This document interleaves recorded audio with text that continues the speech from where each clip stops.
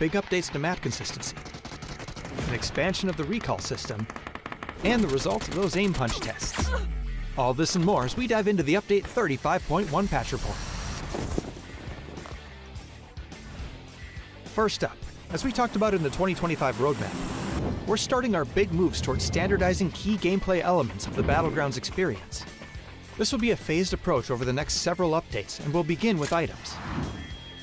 You'll see things like the zipline gun, emergency cover flare, and stun gun appearing across all Battlegrounds, while things like the thermal scope and blue chip transmitter are being removed everywhere. Take a look at the roadmap for all of our upcoming plans, or the patch notes to see the specifics of this first set of changes. Another way we're unifying the experience is by expanding the recall system to all maps, which means it's now available on Karakin and Paramo. Each map will have its own specifics for the system, so check out the patch notes for details.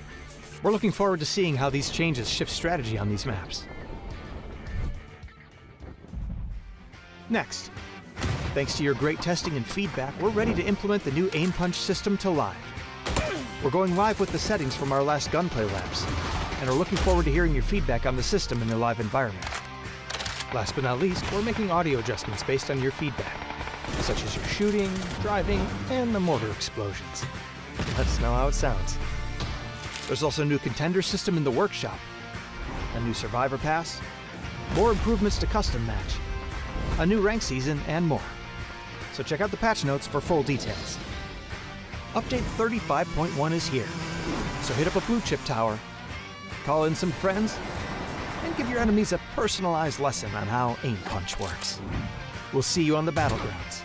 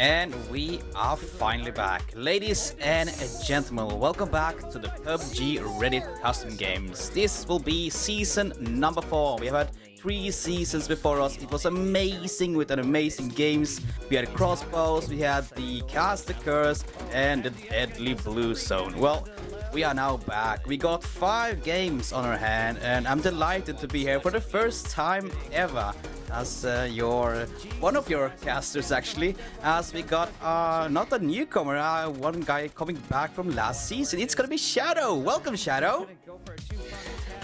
Welcome is right. How is everyone doing? So excited to be back here and join you guys again for some more fun, some more action, clutch moments, whatever it may deem worthy of us. It's gonna be exciting.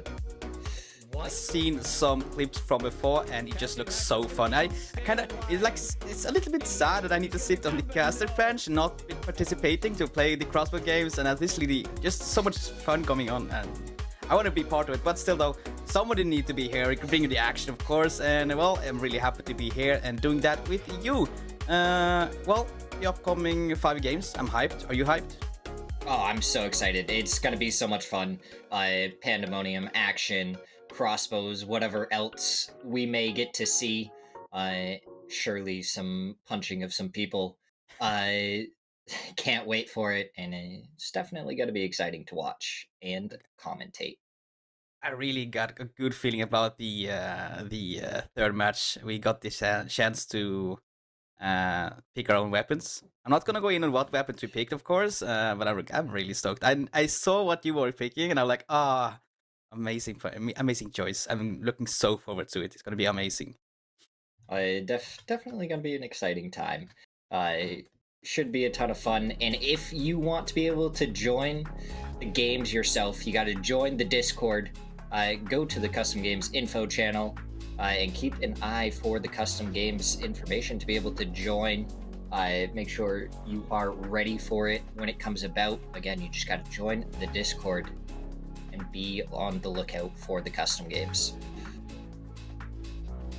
Well, who would want to play the games? There's a chance you can get some prizes as well by participating in those games. It's gonna be 5 games. It's gonna be custom game mode, so you kind of know what to expect from the games. Just a little bit of information will be given beforehand, but still, it's about what you bring to the table when the game comes. 7,000 G coin in total for the top 6 players this season. Of course, it's gonna be giveaways during the Discord.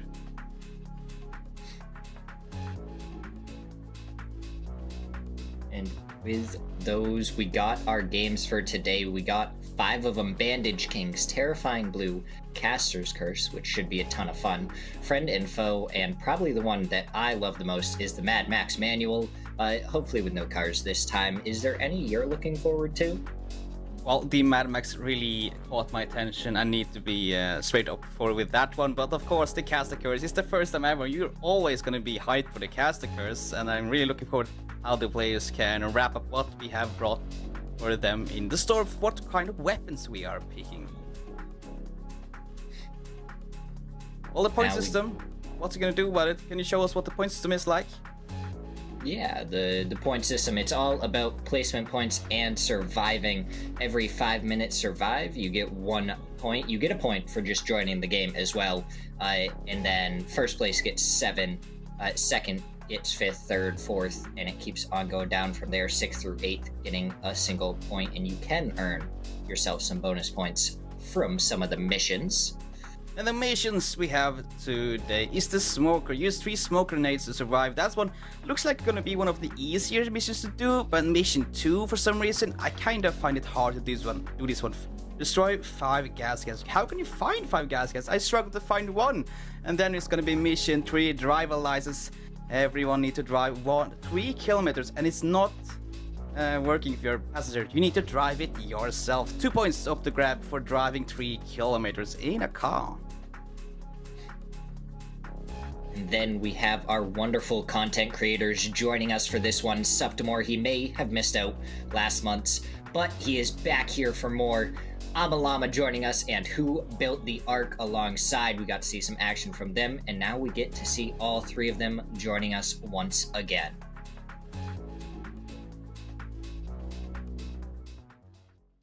Well, I'm stoked. I know what the prices are, I know what the mission is, I know everything. And one thing we didn't know, you can win 500 G coins by participating and being in the Discord.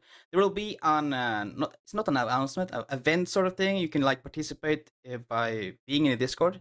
I think you maybe know a little bit more about it, Shadow, than me. Yeah. So if you hop into the Discord under the customs tab, there will be a custom giveaway. And after every single match, you can just hop on there, click the notification button on it, and you will be entered in to win 500 G coin. We pull 2 winners after every match, so 10 winners total for the 5,000 total.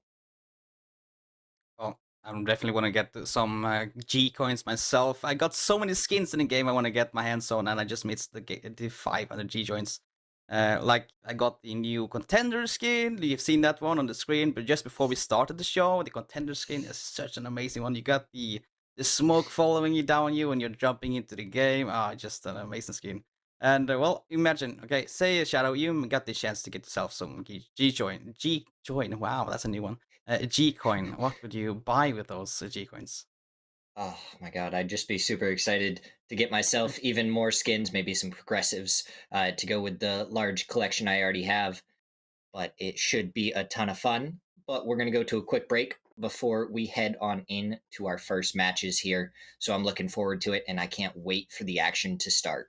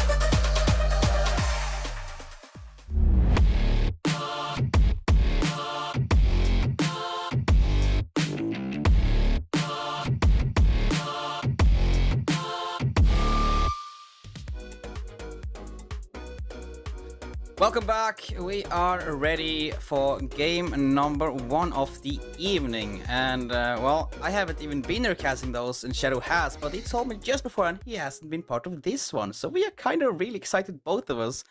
How it's gonna be? What's the rules? What's everything? Well, we are just excited as you. Shadow, what do we get from the Bandage Kings? I can see on the screen, but Bandage Boosts, is that it? Is there anything else? Yeah, I don't know. No, that's all there is to it. Bandages, boosts, and just try your best to outlive your opponent. And you're gonna have to make sure that your Superman punches are on point.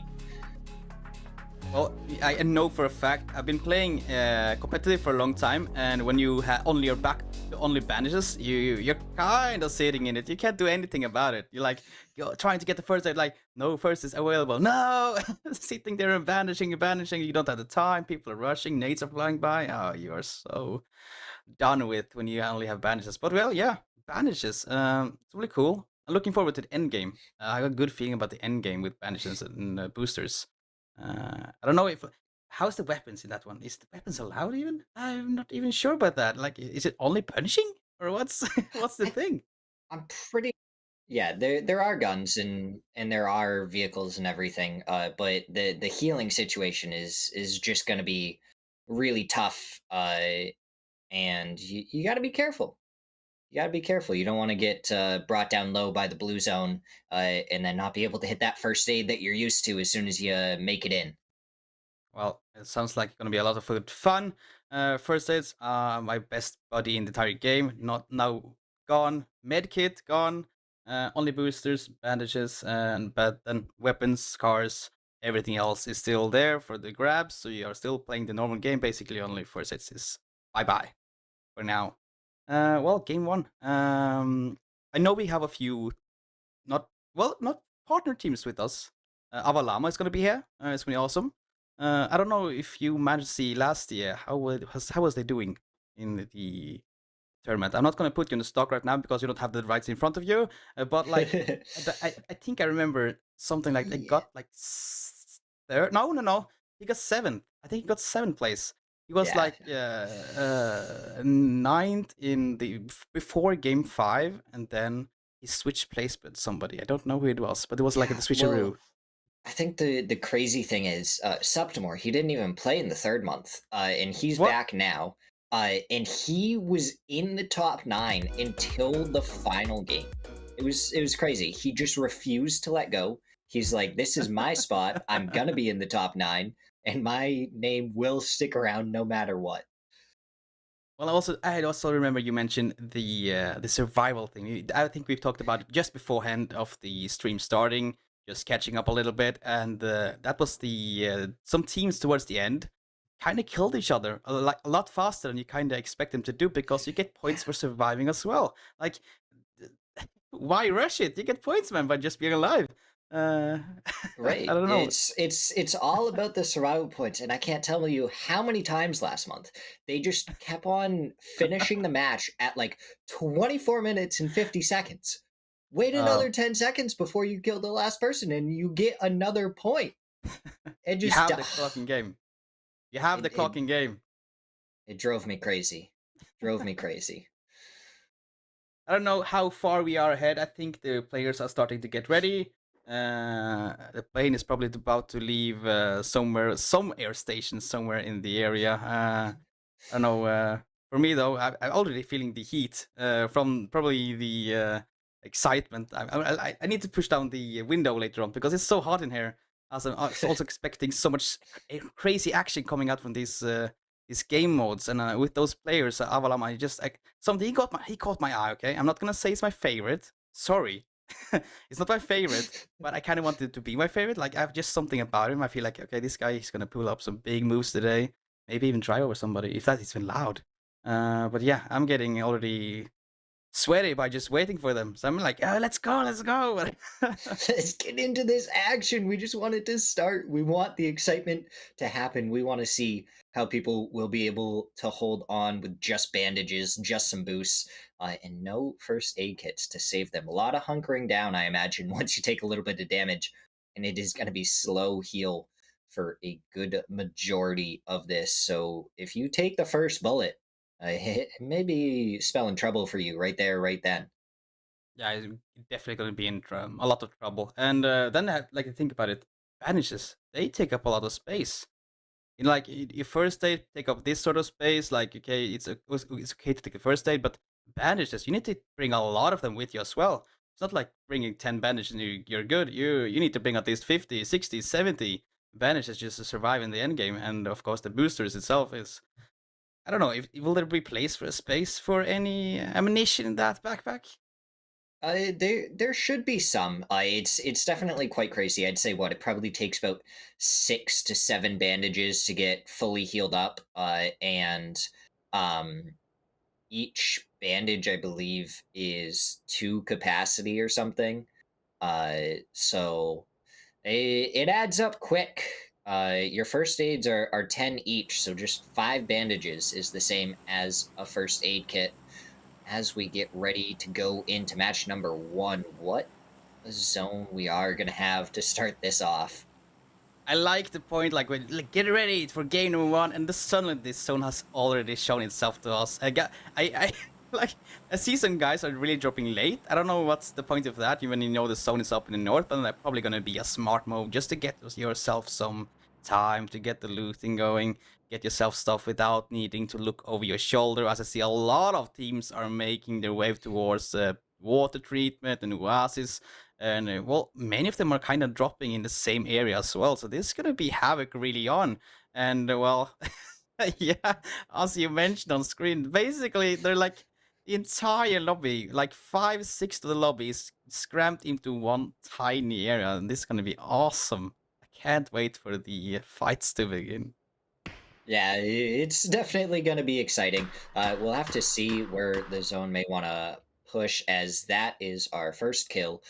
Dark Moon Prince takes down Squash Mama. Unfortunate early exit. Couldn't even get to the house to get yourself some some Kevlar helmets, anything, and you just got totally destroyed, poor guy. But well, the first kill has come in. We have lost one guy. He's out. That's only 49 remaining. That means he did not even get the chance to get the points for 2 minutes played. He died at 1 minute and 50 seconds or so. So he lost already points by by dying just 10 seconds ahead. Oh, that's a bummer. Yeah, so it should be every 5 minutes that you get a point for surviving. You do at least get the 1 point for making it into the game in the first place, though. So they don't go out with 0. They got 1 point. They joined the game. They made it on. Uh, so we'll have to see if we are going to lose any more people before the 5 minute mark. Potato drowning. Oh, we do lose Hockey Puck to Ice Killed, but I think Potato ended up disconnecting after he joined the lobby. So unfortunately for him, not even going to be able to try and survive. Well, as we mentioned, the 5 minutes, not 2 minutes, that's really bringing some thoughts into my head. Then you need to focus up really, because, yeah, going out after 2 minutes, that sucks. But, well, you need to stay out for at least 5 minutes. And as you mentioned before, we, like, go to 25 minutes, even maybe touching the 30-minute mark. That's only like, that's 6 points right there, isn't it? Like 5, 10, yeah, that's about 6 points just there. And by joining is 1 point. But, of course, people need to start thinking about the mission as well, because yeah, this is only the Bandage Kings. Maybe this is the perfect place to start thinking about those missions, the driving mission, the gas can, and not only being ramped up with those fighting, but of course it's third person for the first game, so people will also need to think about that. Yeah, it's going to be interesting. Curious to see if anyone will actually be able to complete the gas can one, because the other thing about the missions is that you got to complete them in one match. It's not over all matches. It's you have one match to try and complete it in. Maybe doing it in the first one when everyone else is so stoked about like getting the kills going, get themselves hyped, get them ready. Like for example, doing the 3 kilometer driving when you kind of like your hands are cold. Maybe that should be an awesome way to start getting some points on the board. And also, you don't get killed when you're driving a lot. You can get killed. One guy's down.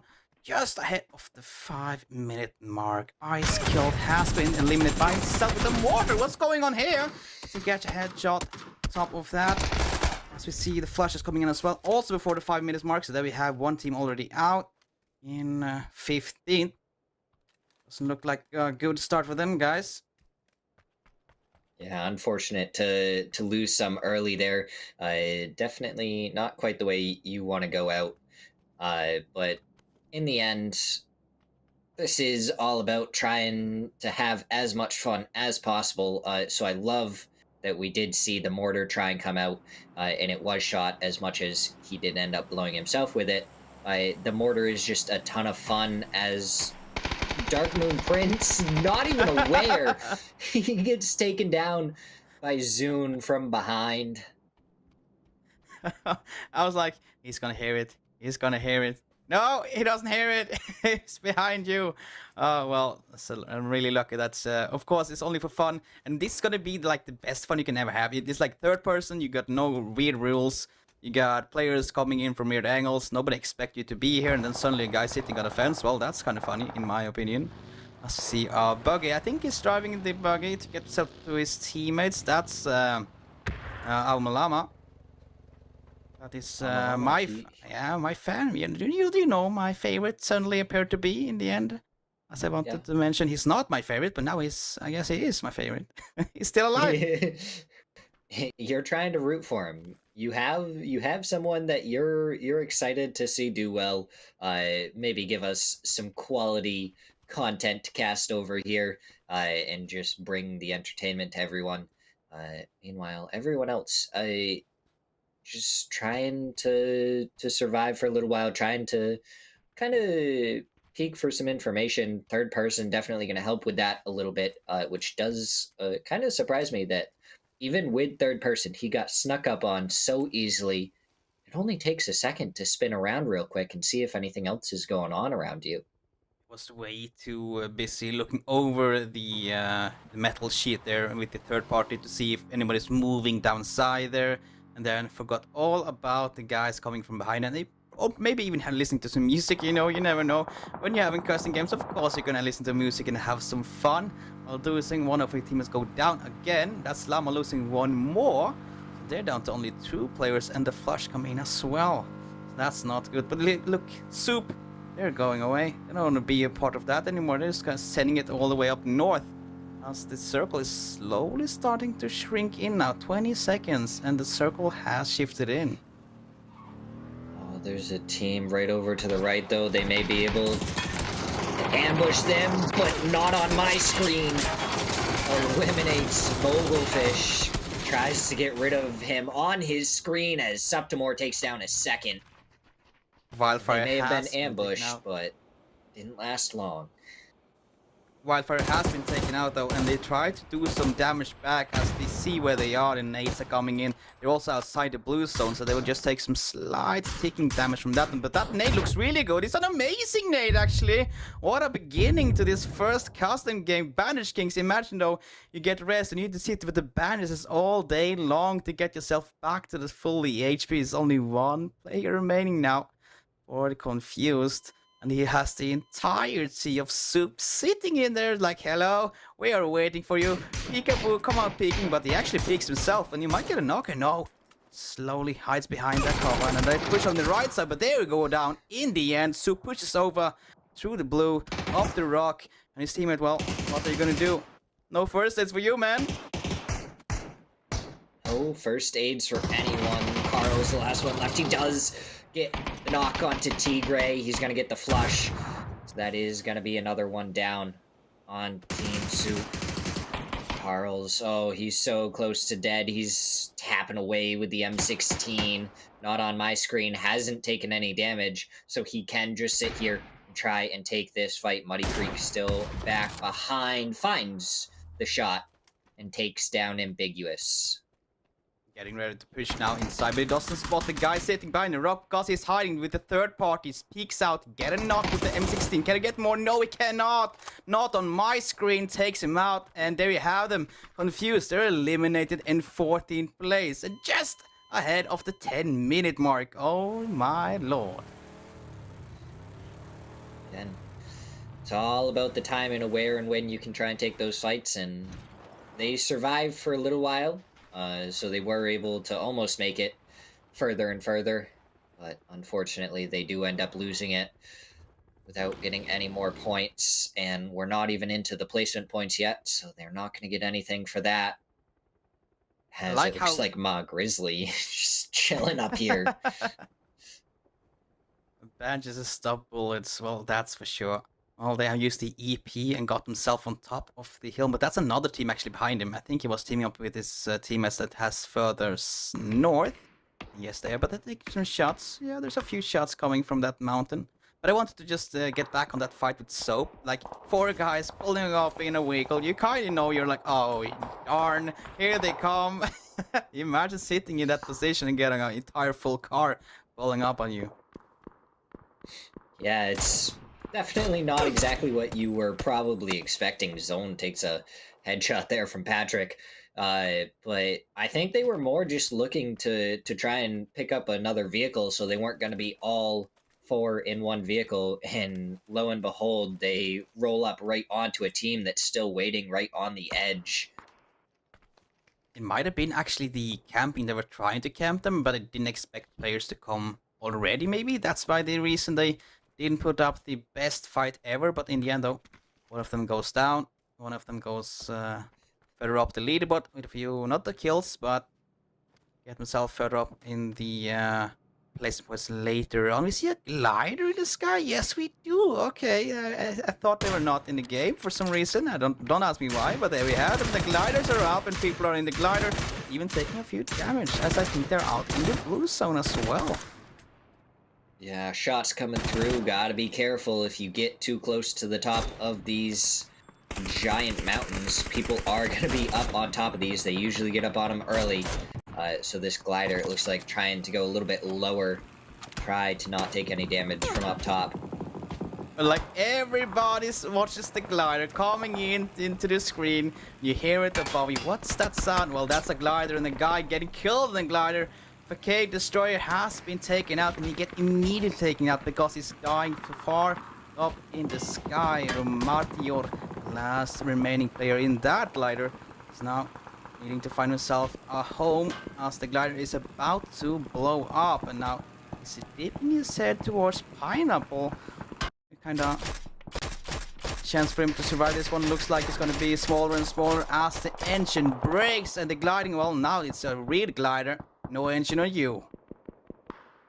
And he's just got to try and find a safe spot to park this one down. Hopefully no one's going to be at any compound that he goes to. And he has found some open buildings that he should be able to call home. Oh, he had the jackpot. He hit the jackpot. There's nobody there. Oh, be careful. Oh, Lord. For a second, I thought he was going to die by himself there, but no. He finds himself a new home for the next couple of minutes. His teammates on the other side of the map, so they're far ahead. And now he needs to play alone for the next couple of minutes. But, well, the zone, it's ending on a mountain. This is the first time ever I have seen this, that the zone has shifted so far north and north-south as you can get it, and ending on a mountain. This is gonna be a new ending for me as well. Yeah, and I think once it gets to the very, very end, it'll probably pull off of it, so we'll see something closer to one of these 2 teams here, rather than it being fully on the hillside. But we'll have to see exactly how it plays out.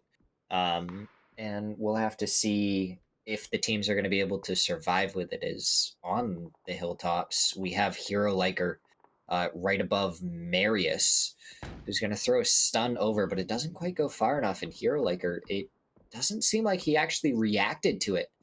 So I don't know if he knows about it. Zone B, I think, hears the footsteps of Marius now. Should be able to get the shots. They need to play cat and mouse on that mountain for now, because we're catching someone else with no clothes, nothing, just a pen, trying to get something going, but doesn't work out. Bappish, well, at least he brings me the pen I'm always looking for. It doesn't end this way though, as Soup picks up another kill all the way on the east side, and there you have it, they're out. Well, there's a lot of things going on the west side as well though. We got 2 teams, Peanut Pint of Pizza. They got themselves some new friends joining in. That's Gab, sending their vehicles into the compound. As one of them has been knocked from both sides, and they're ready to get a few more kills coming their way. And then they actually do so. Frostman and Dan Gamer has both gone down. There you see the flash on Frostman as well. So Pineapple Blitz as well. They do not get full for kill, but they get 2 points at least from that, or 2 kills on the board. But they need to be careful. Another team is coming their way. And it's gonna be Team Soup. They're making their rotate forward again. They're 4-man in the vehicle. And they just have to find a spot in between the pineapples and Team Please Don't Shoot Me. Well, they do find a spot. Yeah, they do. They do. They're at least in the middle of the circle somewhere. It's a bit opening, of course, yes. But at least they found themselves something. I think there's a few ditches to play around. They have the vehicle. They have that weird looking tree as well, the broken tree. And well, they're still alive though. So it doesn't look like it's going to be dangerous for now, as I don't think the guys on top of the hill will focus down that direction. So now, you just sit back, relax, wait for Pineapple to maybe even do a weird mistake as move out in the open or even start pushing them. But for now, 5 kills up, top 11, not top 12. They're still alive. Yeah, it should be interesting what teams are going to be able to survive after this next zone. We're down to 29 players, and it is phase 4, so there is some spots to go to, but a lot of people are going to be moving a little bit earlier on, especially ones up on the hillside. They're all getting lower and lower on health. And with no first aid kits, they're not going to be able to tank the blue zone very long up there. Now they need to be careful. Phase 4, it will hurt like a dog biting off your right hand, as it will take so much damage on you and you cannot do anything about it. You need to get yourself inside that circle. It's basically almost like that circle that instantly kills you, because with the bandages you can only stay for a few seconds and then you're out. So you need to play inside the white circle at all time. Well, many teams have started their shifting towards the safe circle. Soup enjoy their time for now in the middle of everything, as they're still all 4 alive, but you can see the struggle by keeping everybody topped off is kind of there, because they need bandages and bandages and bandages. Don't forget, guys, you don't have the first aid available. That's gonna be a huge problem later on when you get to the end circle. Soup seem to be in a spot where they need some more smokes to go down if they want to be able to survive, but kind of looks like they're starting to run out. And not having any smokes to work with is going to put that in a very dangerous position. Multiple different teams going to be looking down into that divot and trying to get the shots onto it. Muddy Creek goes down to Ozman there as the answer for life. Find a divot just nearby, but not in the zone anymore. Oh, Muddy Creek has been found though by Llama. They have got themselves a bit towards that mountain, got themselves a high ground advantage, and they're starting to shoot down at every soap member you can find. But Llama need to be careful, because there's a team behind them, and that is Bandage Stop Bullets. They need to find themselves a way down in the end, but for now they can wait a few more seconds as they can start to get kills back left and right. But that mountain will be their death later on if they don't start moving far further down. It looks like they're going to try and play this as quietly and as sneakily as possible, as Grizzly gets the knock onto Shibsy. And now there's only 1 player remaining on that team. And Grizzly hits a second follow-up shot to take him down. Chicken Dinner Chef's out of this contest. Not on my screen, backing up as he hears shots in his back. They need to go over to the rock, find another player, but Llama gets the knock though, try to get the flash immediately, and does get it. No, he do not. He goes down before he can get the knockoff, but he has a self-revive, but it doesn't matter. He gets eliminated in the end. The same happens with Soap in the middle of everything. That crack we thought was going to be awesome later on has just turned into their death. Unfortunately for Soup going out there, now Pineapple, they're moving forward. They get the nade onto Fury to find at least a spot they might be able to play in a second. All they got to do is make it through. And that nade finishes off Fury. CDR picking that up. And we're into our placement points. One more team goes down. And then we're going to start really looking at the placement points being bigger and bigger, more of a game changer. Well, look at the map though. We have two teams on the south that then need to start moving. One guy solo on the north, Martior, that he needs to start moving down south. Then we have the guys in Pineapple Pizza on your screen on the left side, but also holding the left-hand side of that circle. And they get some guests coming their way, I think, actually. Our old last season caster, Light Bite, he's actually moving closer and closer. And you might get some caster action, actually, as they're starting to drive closer. But doesn't matter. Monte with the Panzer is moving for the shack. 3 guys stacked inside. He's getting ready. This could be the end of 3 people. There he goes, shoots it, gets 2 of them, 1 remaining at the door. He cannot connect the shots. He goes down. About 5 HP for BU, and he survives for now. How is that even possible? Just barely surviving the Panzer, and he's gonna be able to survive long enough for his teammates to get back up using the self-res Light Bite. He's getting some kills onto Pineapple as Who Built the Ark's team is running through the Pineapples. They're taking over the all spot of the Pineapples, but they need to stay ready as they have a team above them up in the mountain having a good angle down on them. And you can see they're bandaging for all their life to stay alive, and they will lose this last solo. Martior has been taken out on the south. The same with P-Dogs, so Pineapple Pizza has been eliminated. So now it's up to the fight on the east and west side. And look at this, oh my god, they're going down one by one. That Molotov from P-Docs before he went down, absolutely phenomenal. He picks up knocks onto 3 of them, gets the full kill onto 1. But the other 2, they're going to be able to survive for a little while longer, as we only have 1 team currently in this next zone, and it's the team that survived the Panzer. For some reason they survived, and I have no words about that, but for now, they're the goal of everybody. Everybody wants to get their hands on that shack. That shack is basically the only place that's safe for now. Well, 7 seconds tell you differently because the blue zone hasn't started shifting quite yet, but it will soon. And then everybody needs to start shifting towards that shack in the middle. But on the north side, some action has started beginning though. Yeah, that's Hero Liquor. He started to pull over to get some information, but he's been taken out by the advantage of the 3rd person. Now we're going to see 1 member inside the shack did get knocked. He should be able to get rezzed.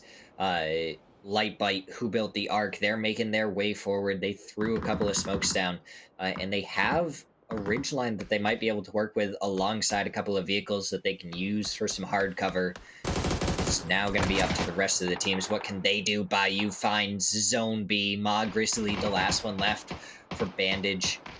No, bandages stop bullets.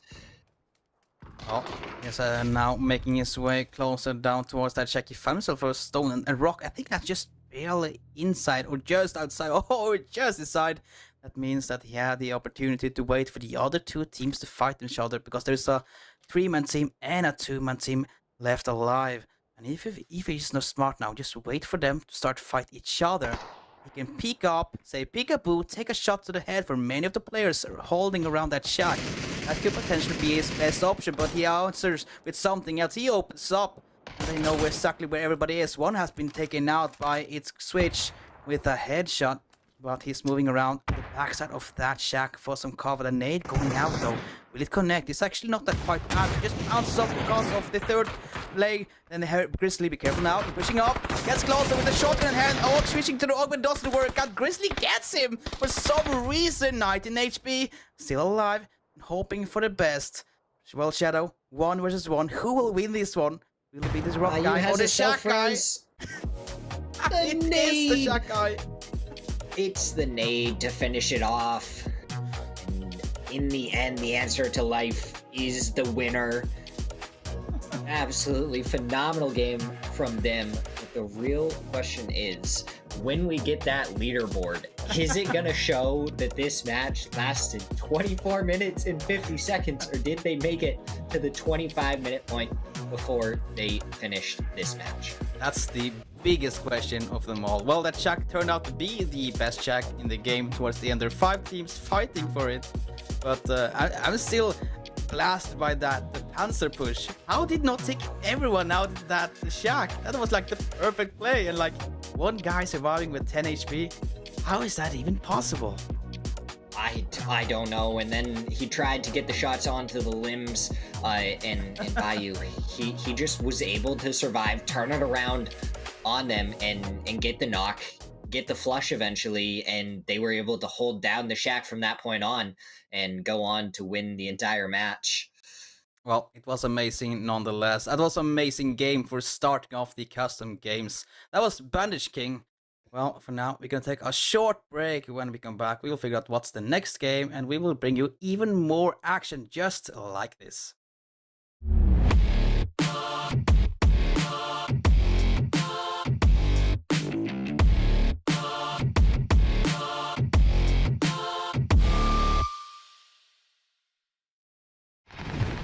Big updates to map consistency, an expansion of the recall system, and the results of those aim punch tests. All this and more as we dive into the Update 35.1 patch report. First up, as we talked about in the 2025 roadmap, we're starting our big moves towards standardizing key gameplay elements of the Battlegrounds experience. This will be a phased approach over the next several updates, and we'll begin with items. You'll see things like the zipline gun, emergency cover flare, and stun gun appearing across all Battlegrounds, while things like the thermal scope and blue chip transmitter are being removed everywhere. Take a look at the roadmap for all of our upcoming plans, or the patch notes to see the specifics of this first set of changes. Another way we're unifying the experience is by expanding the recall system to all maps, which means it's now available on Karakin and Paramo. Each map will have its own specifics for the system, so check out the patch notes for details. We're looking forward to seeing how these changes shift strategy on these maps. Next, thanks to your great testing and feedback, we're ready to implement the new aim punch system to live. We're going live with the settings from our last gunplay labs, and are looking forward to hearing your feedback on the system in the live environment. Last but not least, we're making audio adjustments based on your feedback, such as your shooting, driving, and the mortar explosions. Let us know how it sounds. There's also a new contender system in the workshop, a new survivor pass, more improvements to custom match, a new rank season, and more. So check out the patch notes for full details. Update 35.1 is here, so hit up a blue chip tower, call in some friends, and give your enemies a personalized lesson on how aim punch works. We'll see you on the Battlegrounds.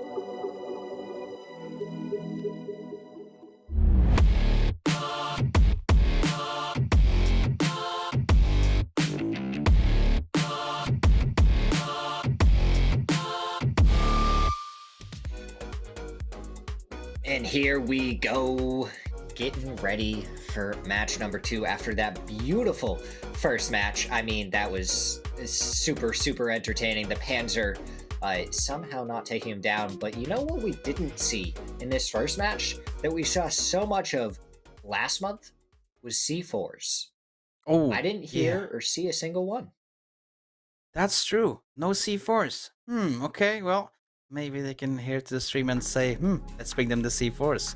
Well, at least here we have the top 4 teams after game and number 1. And look at that one. The answer to life. 13 kills. Oh my lord, what a start for them. But the other teams behind, they did such a great games, but the only problem was their position towards the end circle. I think they could have gotten a lot more if only they had a tiny better chance towards with the circle. But still though, the answer to life, 13 kills, is our leader after just 1 game played. Yeah, survival time. That's the real important factor. That's where, besides your placement points, you're gonna kind of see your points really accrue. And with those placement points, it gives Bayou the lead so far in this one, tied with Dangerous Hank. So you see those 4 time points because we didn't make it to the 25-minute mark. We didn't quite end at like 24 minutes and 50 seconds, so that's good. But these are your top after the first game, and you can see a lot of players completing 2 of the missions already. Both the driving and smokes, I'm sure, are most of these mission points so far. I'm just waiting for that first one to get that 6th mission point, that gas can. That's going to be a hard one. I know it's not going to happen next game either. I just have a feeling it's not going to happen next game. I think they were going to be focused on getting those placements points for surviving for as long as possible. They maybe want to get themselves inside the middle of the circle. Well, I don't even know what the next one is. So for all we know, maybe all the strategy might change. Terrifying Blue is that one, so it kind of hit it spot on. You want to get inside the center because the blue zone moves slowly, but it kills you instantly. So, well, you might have the chance to stay out for a long time in the first circle, but after that you kind of want to get yourself in the center because, well, if you get stuck outside, well, bye-bye to you, you're done.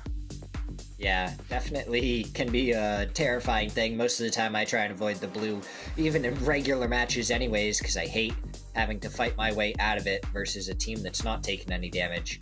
But now it just kills you instantly. You don't even have a chance to fight anyone for position on the edge of zone. Well, that would be really hard for me, Shadow, because my team, when we play tournaments or we play just ranked or casual play, we are a team that slowly rotates. We can even rotate in the blue zone. So that would be our kryptonite. We couldn't do anything in this one. We would we were done.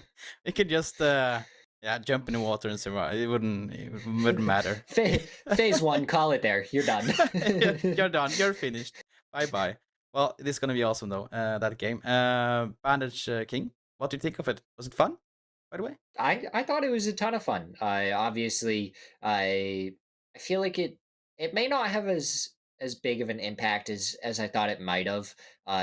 You just have to really hunker down once you take a knock to be able to get res and heal all the way up.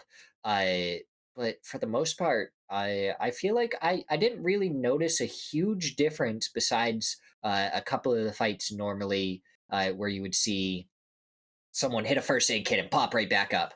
You didn't quite see that as much. It was just slightly slower paced, as it kind of is with third person anyways.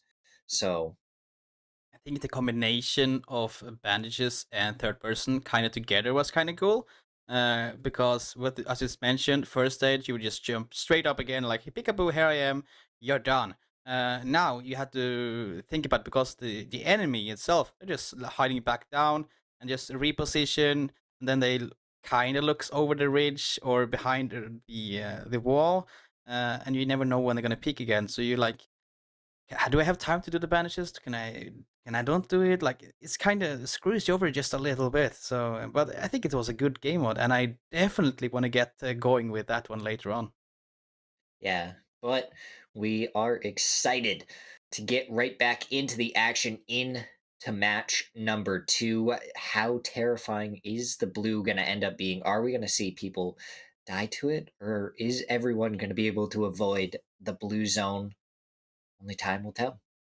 Well, for now is the time. We will figure it out in a few minutes, or maybe if we're lucky, 25 minutes, as we got our game number 2 on our hand. The terrifying blue, as is mentioned, as once more the circle move a bit slower, but the blue instantly kills you. There's not like one touch or two touch. No, you're dead. You're finished. You're back to the lobby.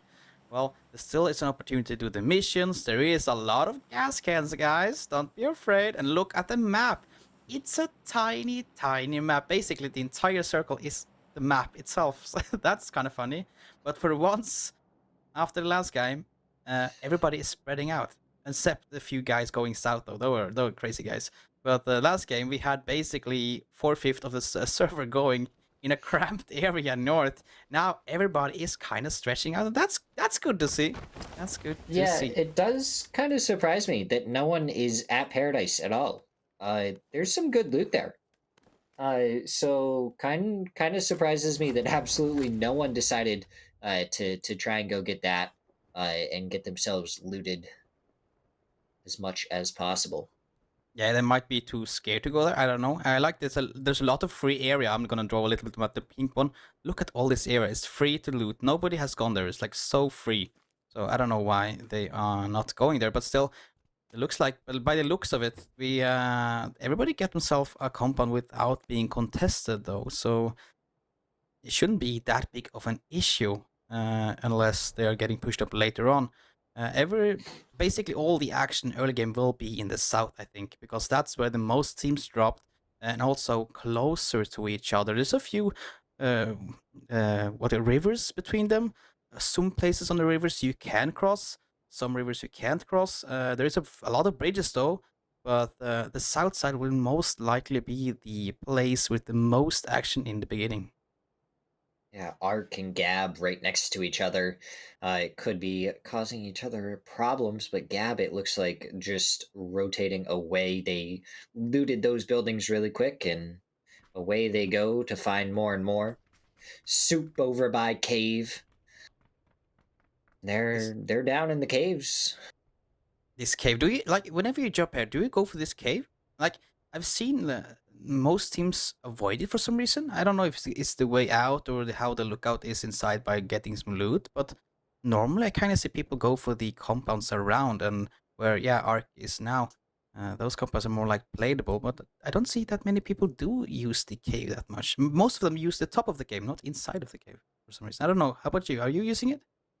I mean, you can send like 1 or 2 people down into it, I think, just because there is a jet ski or some sort of boat spawn that is normally down there.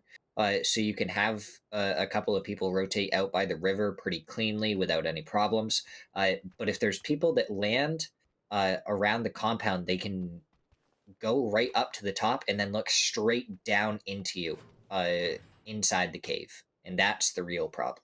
Yeah, that's gotta be the problem. But for now, we have our leaders, at least last round winners, because that's actually what it's all about.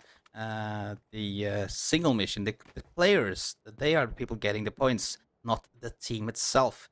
But here they are, the answer to life. They are having a boot camp by themselves, all scratched out. There's a lot of loot here. And now we're back to the normal rules in the form of you do not need the bandages anymore. You can pick up a few with you now and then, but the first aids will be better in the long run. But for now, we might actually get some action in our hand. And yes, we do. Buta has spotted one player on the other side of that wall. Can he get the headshot? He spots him though, a Molo coming out. A lot of Molo. How many Molos does this guy have? A billion of them. Finally spots him. Gets him down with 16 HP to spare. And our first kill of the match has been delivered. And that's, well, actually we get some action going. 4 minutes. Not even the 5-minute mark. No. Shadow, he went out too soon. He did. He was trying to survive. If he could have at least just taken the fight and won that one. The rest of the team wasn't quite as nearby. What are we gonna have in the care package? DBS. But we get the C4. Tui. We get the C4. Finally. Oh my. we Maybe do. somebody can pick it up. I missed the C4. Imagine. And it blows up so huge areas as well. You can put it on the car and start driving the car, jump into the passenger seat, and then exit the vehicle. The vehicle will continue to roll in the direction you were driving. So if you're smart enough, you can pull up some crazy moves with that C4. But for now, Soup, they're having some action in the quarry. No knocks coming their way just quite yet. Just people shooting at each other back and forth. For some reason, Soup, I guess, just really likes being surrounded on the high ground inside the cave, and then they go into the quarry. People can look down on them from wherever they end up going. Well, it is like the Soup, you know, the Soup likes to be in the bowl, and the bowl is a bowl, basically like quarry. So that's probably the reason why it. Everything makes sense now. So there you have it. That's the answer. That's the answer to life as well.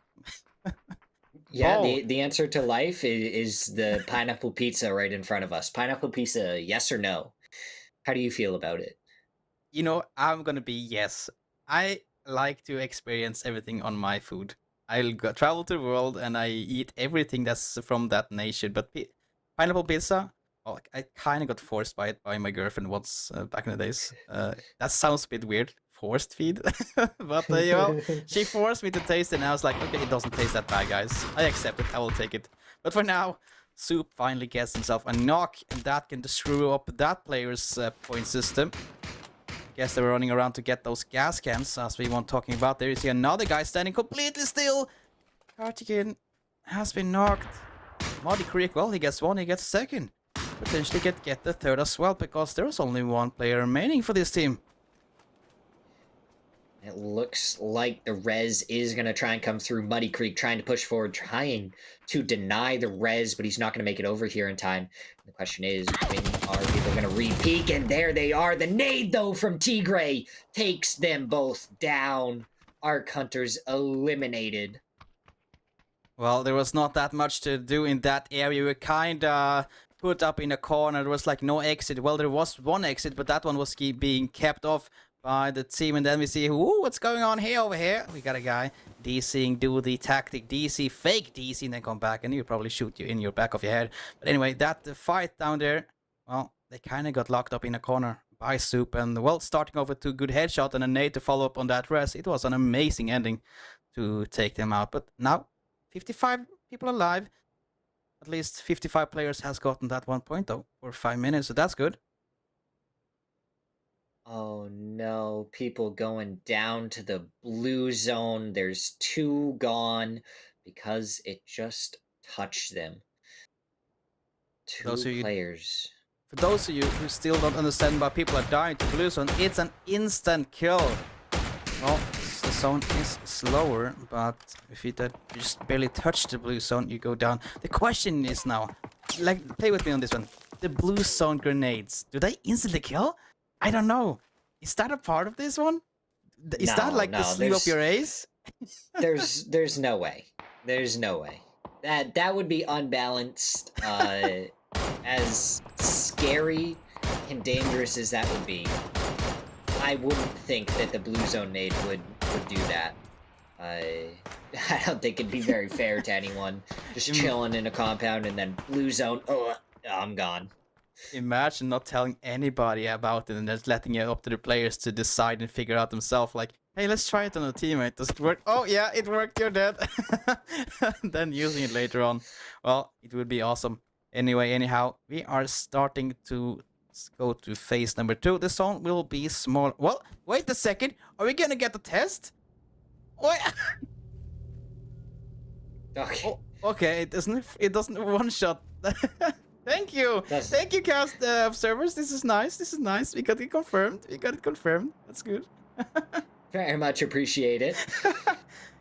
Wow. Imagine doing that in I don't know. That was cool. I never thought I got as observer to do something that quickly before, and that was awesome. Great. Hey guys. Well, the blue zone do not instantly kill people, so that's confirmed.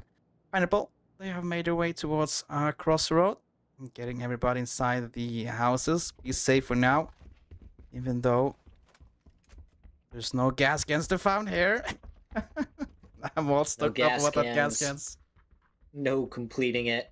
And the thing about the missions is that if you do complete the missions, those have nothing to do with your teammates. That is just points for you. So we could see some teams try and steal away gas cans from their teammates. That way they get the points and not their teammates. There's a gas can in front of them.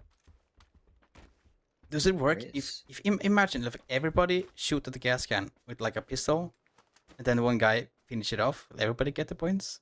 Now I'm just going around trying to figure out ways to sneak the points. Yeah, we'd have to figure out. Well, I think our observer is gonna do some testing for us. That's cool.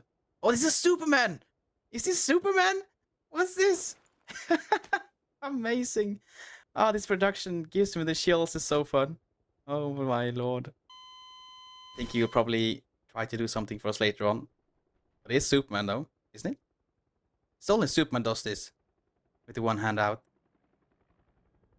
Superman combined with a guy with a scope inside the bootcamp, because he has made himself inside a circle.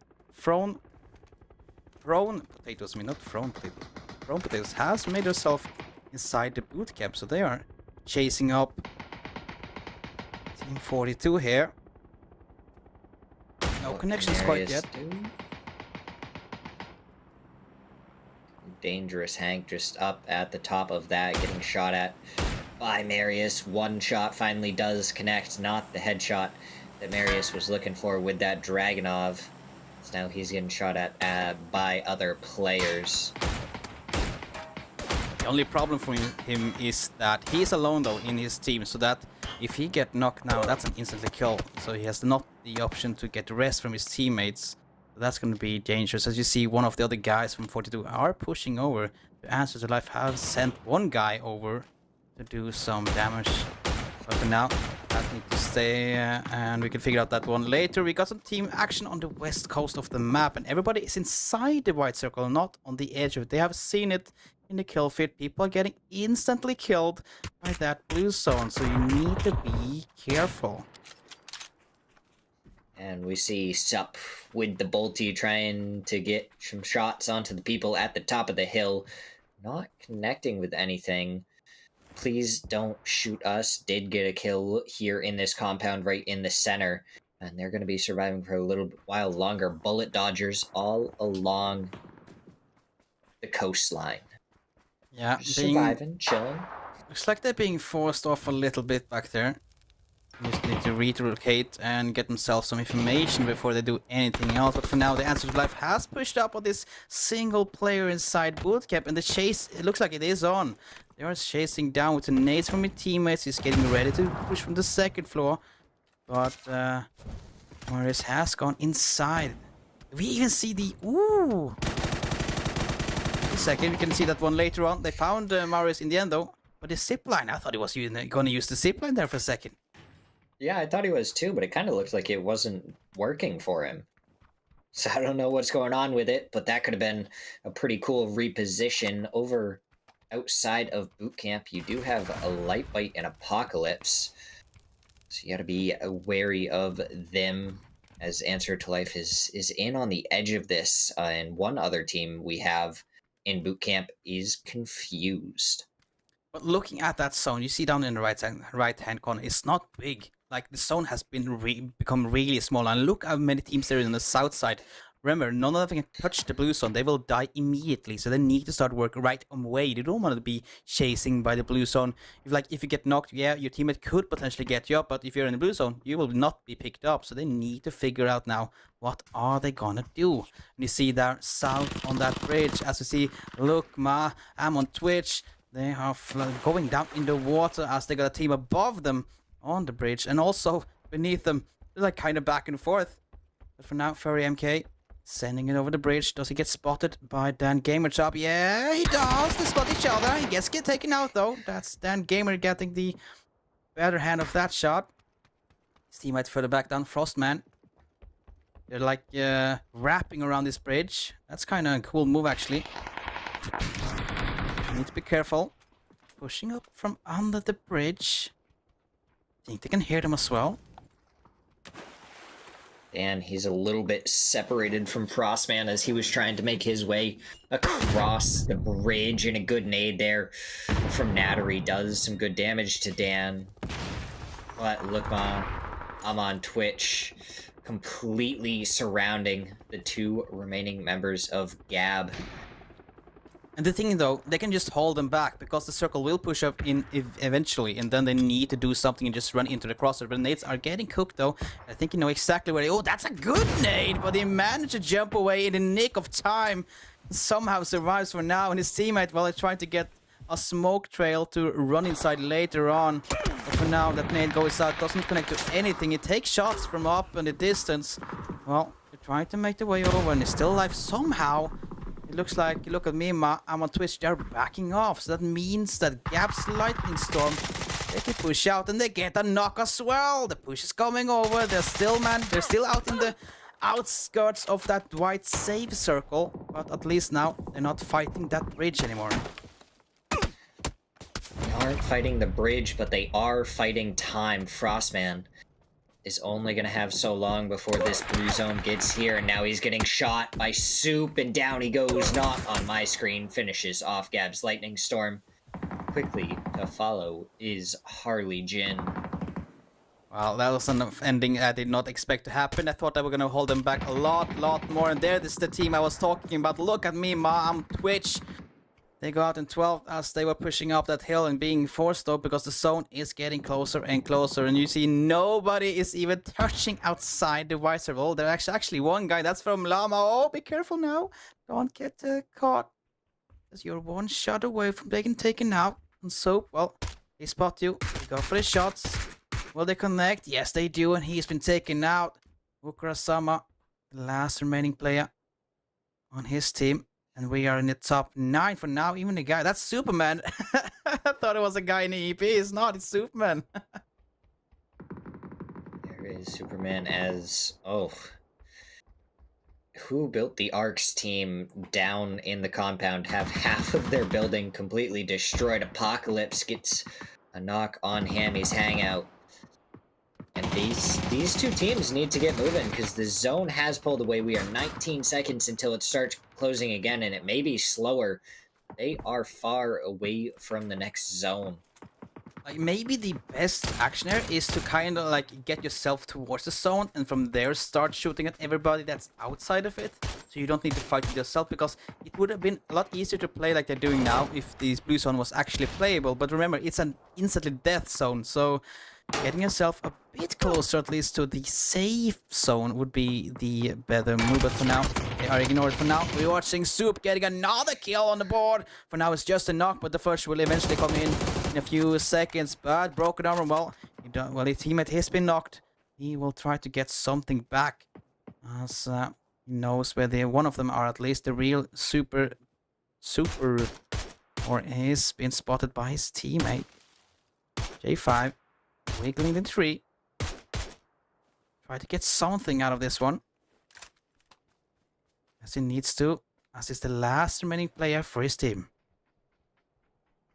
Now we jump over to the other side. Lightbite, Apocalypse, they're both still alive. They've been over here on this ridge side for quite a while. Mango was down below them, and now he has to make it all the way around this cliffside before the blue zone gets over to him, because you can't climb up that. It is not easy or convenient, so Mango gonna have to continue forward. His teammate goes down to Who Built the Ark, and then Suptimore finds Freddy and Broken Armor go down. It's Who Built the Ark. He's looking for Mango. He knows that there's one more person over here. He just doesn't know exactly where the last player is. Pushes forward, gets a couple of shots. Can he get the final spray? Yes, he can. Down goes Braveheart.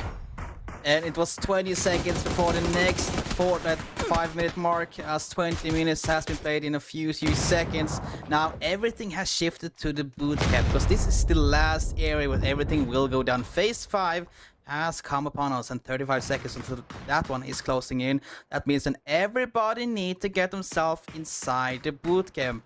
And well, that's gonna be a crazy ending for sure. You always know it's gonna be crazy in those fighting spots. But for now, Confused, they get themselves one knock. With a Panzerfaust in back as well on his teammate. 1-for-1.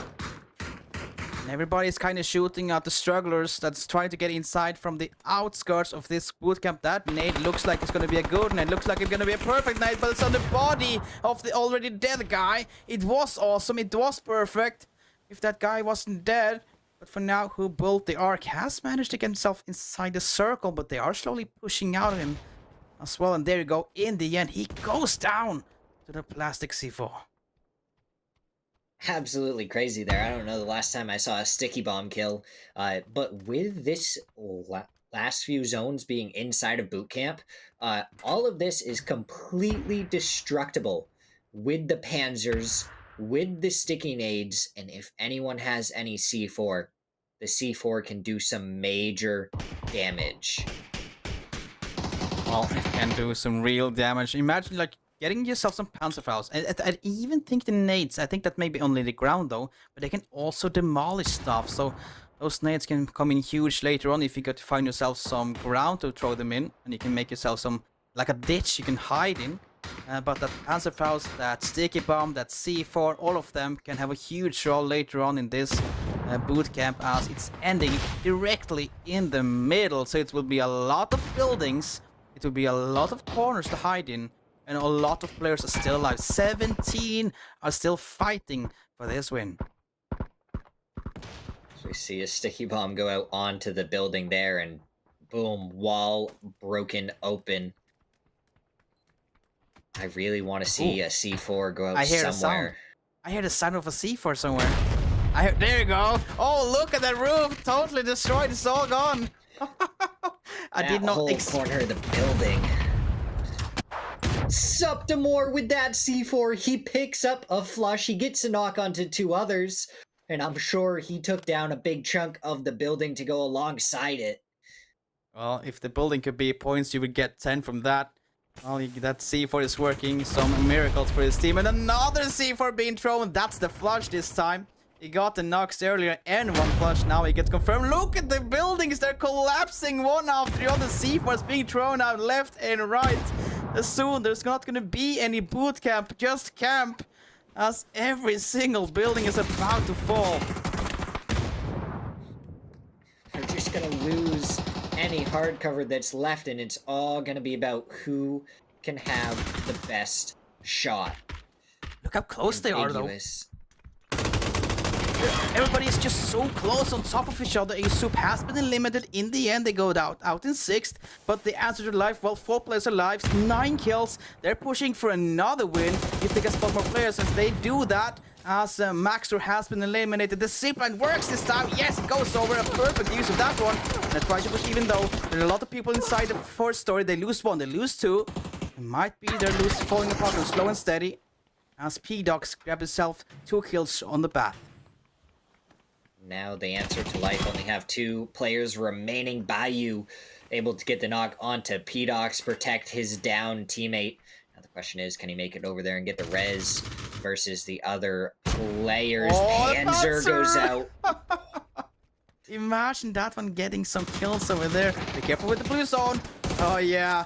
Look at this. It's a slaughterhouse. It's like bodies all over the place. Confused trying to get something else going, but it's not going to work. And he goes down. And there and out in 5th place. It looks like it's going to be Pineapple alive for now. It's the same with the Live to Live. Now, that's not Live to Live. 42. What's going on over here? Well, they are still alive. It's the Answer to Life. That's the name of them. Still alive. 2 players remaining. Basically for all teams except one. Trying to get Apocalypse. He goes down. Light by TV. He's on the other guy. Remaining on that team. Trying to get himself inside the circle. Ish pushing their backs though. As he needs to move out in the open real soon. Zone is getting closer and closer. Second. He's going to push Lightbite out of that position. And where is he going to be able to go? Can he drop down into the dip? But is he going to have a way back out? Dangerous Hank. He finds one before getting traded by Monty's. quickly flushed out by P-Dox. Bayou trying to make his way forward, trying to get the shots onto Montes. Does he have any offensive util left to use?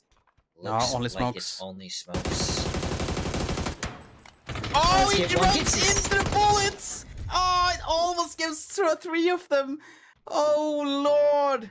That was so close to take them out, but Pineapple survives nonetheless. And suddenly we're down to 1 versus 1 versus 1, even though 3 people are knocked from 2 multiple teams. Wait, Apocalypse, can you get up, mate? Is that even possible? Yes, he can. No! No, don't tell me you're stuck down here now. Okay, he gets up. Apocalypse, get up. That's good. He can now fight off Pineapple. You know exactly where they are, exactly where they're standing. Goes for a few shots. They get one though. Right, but has been eliminated. That's a 1 for Apocalypse. Only 2 more to work with now. Opportunity. Top 2 and 2 kills to get. What can he do? 1v2. It looks like Pineapple might even try and go for the res, but he goes down. Montes was able to clutch it up earlier. The last one left. He clutches it up at the end there too and is able to take home the win. Pineapple Pizza, they go away with the chicken dinner in the end, but there's still there was another team to get most kills. It was still though an amazing ending with all the buildings blowing up. We had the C4s, we had the sticky bombs, we had the panzers again. We had the first game, we get it again. Really cool. And ending in bootcamp. If this whoever created those zones, they need a raise. They need a raise. They brought us the zones that we want. The next game is going to be Caster's Curse, so hopefully we can decide where the zone goes. But definitely so glad to see the C4s back in it. It is so much fun, especially getting the C4 kills. Hopefully we'll be able to see even more going through the next few games that we have left, because who doesn't like a big explosion? Well, everybody loves a big explosion, but we will need to wait to figure out if it's going to come more, because now we're going to take a short break. But when we are back, we're going to have the Caster Curse to figure out who and what weapons will be used.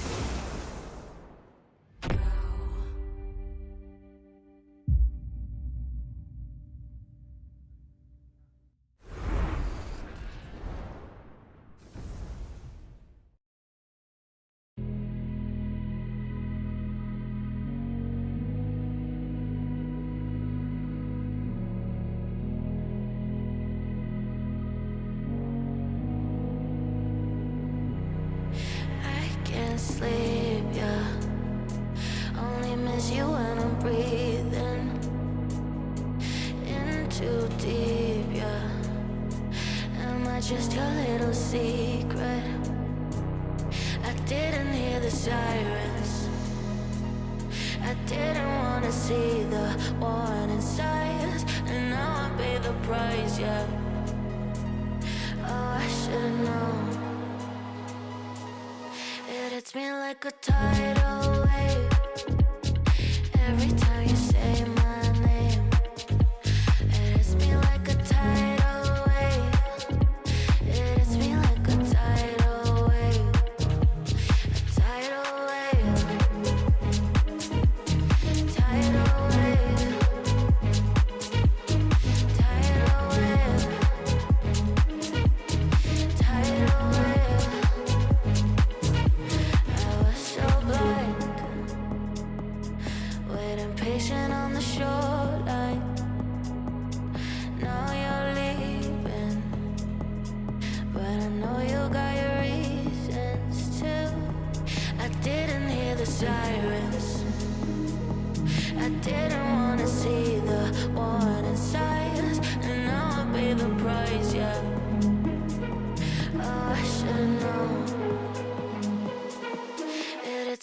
like a tidal wave.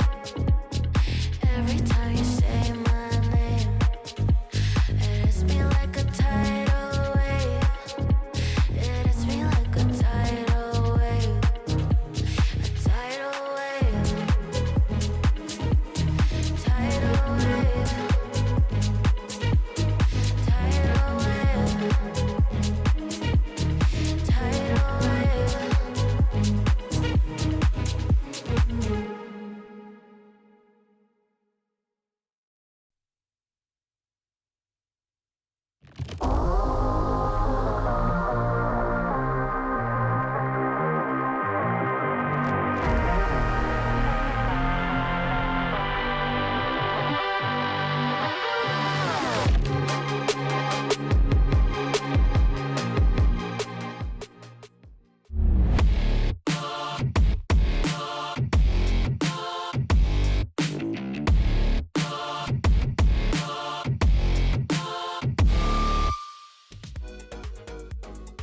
And we are back after 2 amazing custom games, ending with clashes and crashes and a lot of explosions, but the bootcamp ending was an amazing ending.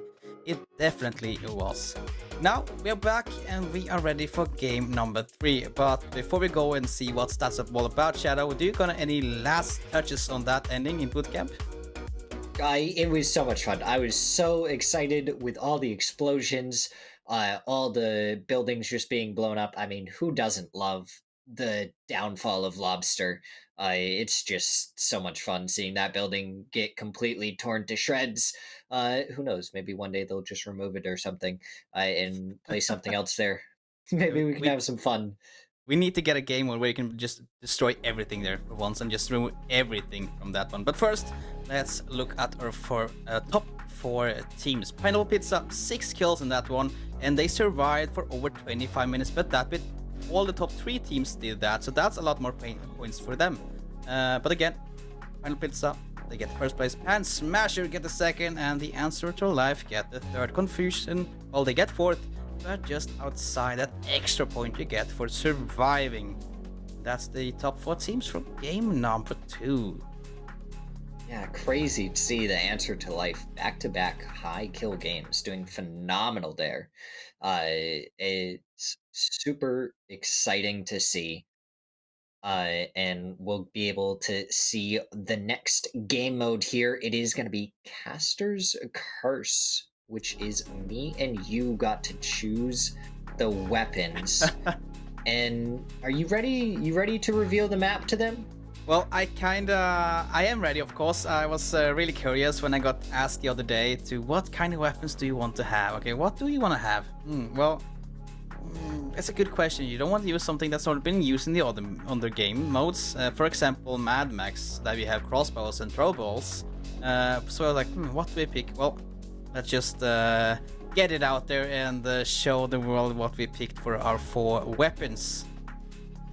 Yeah, alongside the map, it's going to be our 4 weapons. So we get Destined as our map. A very, very fun. It should be a fun one to watch, especially with the guns that we picked for it. Okay, let's start with my guns then, just to get it out there. I wanted to see some melee damage, but not the pan, so I picked the crowbar, and then I picked the deagle for the weapons. And your weapons, what are those? I went out there with the Tommy gun and the R45. So not a lot of long range damage going to be coming out here. Maybe we'll see people use the Deagle or the R45 to try and get some long range shots onto people before they close in with the Tommy gun. I even went strategical with my choice of the crowbar because you can't use the pan, you don't get that level 4 West, as we all know it's called. So you can't get to use that one. So the crowbar, just to minimize the option for the vest being used. But now, Shadow, we get ourselves the top 9 players this season after game number 2. And it's gonna be Dangerous Hank overtaking the top position. And do you see what that is? That's 6 mission points right there. 6 mission points. Got all of the gas cans that he needed. And that is the reason he is above Bayou by that 1 point. He would not be in first place without all 6 of those mission points. Look at Bio though, 9 time points as well, so... Well, if he gets the mission points now, he will take back the lead, unless he gets taken out really, really early. But if you look down to the 9th place, it's actually not that far away. It's only 9 points difference between the 1st and the 9th place, so it's still kind of close in the top 9. And it's just all going to be about trying to get that consistency, trying to get those placement points, and get as much time survived as possible. Because even if your team survives, this is all about personal survival time. So if you're down in the first 9 minutes, you only get 1 point for surviving, and that's all you get. And of course, also the 1 point from joining the game itself. Remember, by just joining the games itself, you also get 1 point. So join in. Doesn't matter if you're there to run around like in circles and have fun, even test your new setup. It doesn't matter. You get the points for joining. But Shadow, we are ready. We are ready for game number 3. Oh yeah, Destin and Cast a Curse. Oh, I've been looking forward to this one the entire weekend. When they asked me to choose a couple of guns, I was so excited. I was like, I get to decide what's going to go on here. And obviously I wanted to try and choose crossbows because I think they are one of the most entertaining. But we have that going on later on. So instead, we ended up with a Tommy gun and a pistol. Look at everybody though. They know where the circle is already, but still people choose to not go for this circle area. They choose to go all the way to the edge. Guy jumping up and down in a tower. But yeah, people have been choosing to go to the edges of the game as well, not only going for the center circle. So this will be also a really special game. And also people dying on the map. That's really funny. Well, what do you expect from this game, though? Do you have any expectations? Do you gonna see some weird driving? Do you expect some people to do the driving challenge, or even go for the cast gun once more? Do you expect people to go to the center? Well, what do you expect, Shadow, from this game number 3? I don't really know what to expect. I'm just kind of waiting to see how people are going to react, how people are going to play it out when they realize there's only pistols and Tommy guns to work with. Meanwhile, our wonderful player using the uplink ability, drawing the zone closer to the arena, which is where we definitely would like to see this going. And like Alias. Like getting it like between the arena or getting it close to the edge of that city, that Ripton city, that would be awesome. That Ripton city is kind of hard to play from, and imagine if you only have deagles and Tommy gun, you kind of have that long range weapon, so you're kind of forcing everybody to kind of play closer to each other. I don't even know if you can take a 4-scope or 6-scope on that Tommy gun. I don't think you can take anything except the red dot and maybe 3-scope. I'm not quite 100% sure on that red one. dot and hollow is all you can take on the Tommy gun. It doesn't allow for anything else. So that means it will be a lot of close quarter fighting now for these teams. And I'm just curious to see if they're happy with the choice no pen as well, because most of them would like to have that pen. As at least when there's close battles, you can show them your ass, and you can still survive as they're hitting that pan. But for now, no, it's all taken away. But that Tommy gun, I think you came in with a clutch picking that up for the teams, as I went for those small weapons. So you had to give them some mercy, didn't you?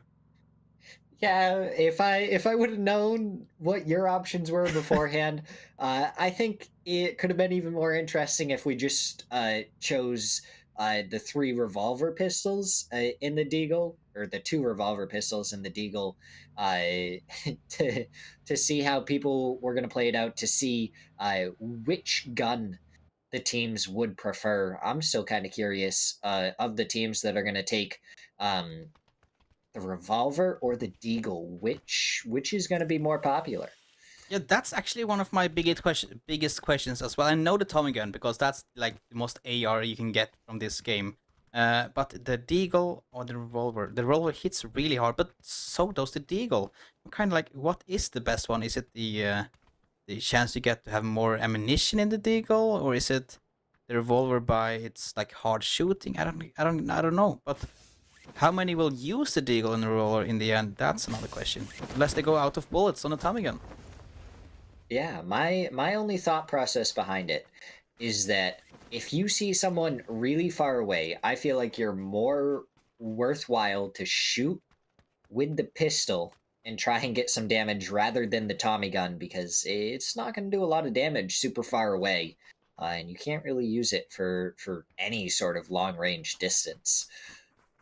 Well, long range distance has become short range distance as we are closing in on two teams as we speak. Hot drop horses are knocking on the door to CDC and they are getting ready to defend their position. You see Patrick jumping up and getting ready in the bathroom. I just know that because I got killed there the other day. Or is it a staircase? It's a staircase. Okay, I take it back. I thought it was the bathroom. But anyway, this fighting has begun and we got the first knock off the game. Senpai has been taken out, but there's a run in return as well as 1-for-1 so far. The first flush finally comes in and Luck has been eliminated from the game. Luck, first one to go down as, oh, we see... He's going for it. We see the gas can. He's going for it. Bayou, he wants to take back that first place position. He wants as many gas cans as he can get. Gressleg, Exec, and Patrick all coming back over here to where their teammate had gone down. Gonna try and find something, some way to find a kill, a knock. It looks like they have option to stay in this fight. I don't think like they're gonna back off. Some teams they just back off if they see they are out maneuvered or they don't have the greater chance to survive. But these teams, they're staying there. Chicken dinner shifts. Well, they want to get that chicken dinner going and start off with getting a few kills, at least on one of the leaders of the lobby. Bayou has been backing off and well, he survives for now, but getting the first hit off in the corner and someone else now taking a lot of damage. But look how many bullets inside that Tommy gun. Patrick and Exec, well, they get one knock there. Exec getting that first one. Not a second, not coming in just quite yet. Like there's a never-ending machine, the Tommy gun. 55 bullets. Yeah, you get that extended mag onto that, and it is non-stop. Senpai takes down Gressleg, and now Exec, the last one left for the chicken dinner chefs. How is he going to be able to deal with the onslaught of the remaining members? And he does hit a headshot, but down from the side, and they get finished off. Hut Drop Heroes take down the chicken dinner chefs. Hot Drop Heroes survive, and Oli, he will be rest eventually as well. That means they have the chance to get more gas cans exploded and survive for a few more minutes. But luckily, the Chicken Dinner boys, they did go out after the first 5 minutes. And some points grabbed already just by doing that. But for now, we're going over to another guy. It's stuck in the open.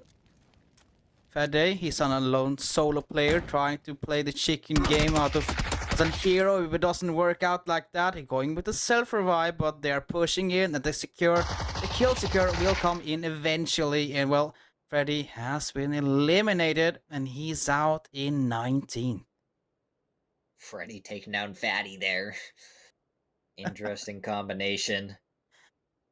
Meanwhile, some of the teams still on the edge of the blue zone. This time, they don't have to worry about rotating quite as heavily because that blue zone will not insta-kill them. So they have some time to work with. Yeah, we can reveal the first game was the bandages that can only be using bandages and the boosters. That's what has been revoked and taken away again. So now we're back to the normal bandages with first aids, medkits, and everything like that.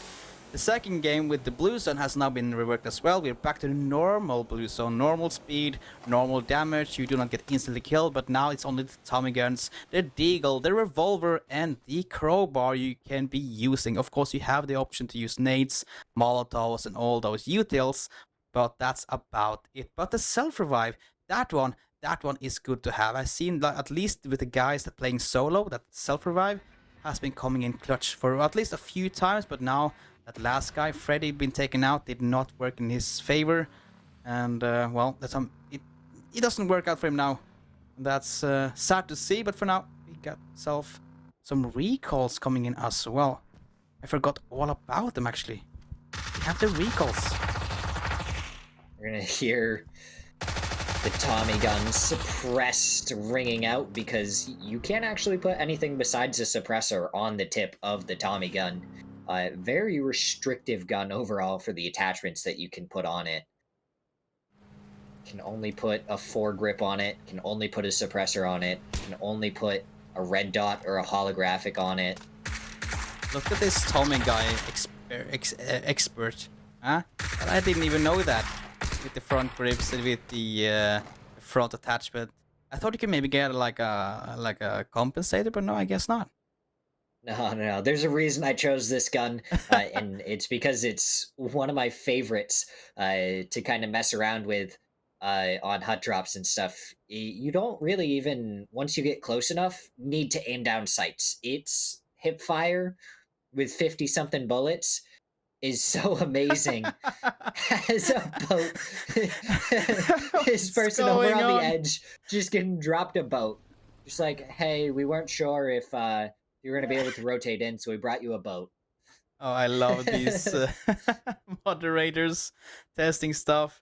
Is it like, what's the thoughts here? What's the like? Do you think you can like draw on the map, like make some signs with the boats, or? Yeah. So with the boats, if you then grab a bunch of gas cans, blow the vehicle up, your body gets sent flying up into the air. Ooh, is that the reason? Are you just joking now? Is that actually the reason? I don't know. No, you can actually do that. You can actually do that. Oh, imagine. That'd be so cool. A boat come flying over the screen like, where's that one come from? Oh, it's just that guy, you know, up in the left corner. You don't survive, but it's pretty entertaining. It's entertaining. It looks cool. That's the most important part. For now, actually, look at me, we're on Twitch. They got themselves a lot of kills as Pineapple Pizza has been taking out a few of the members. They are losing one after the other. And now we have Amal Lama. Oh, he's going up in the glider. This is nice.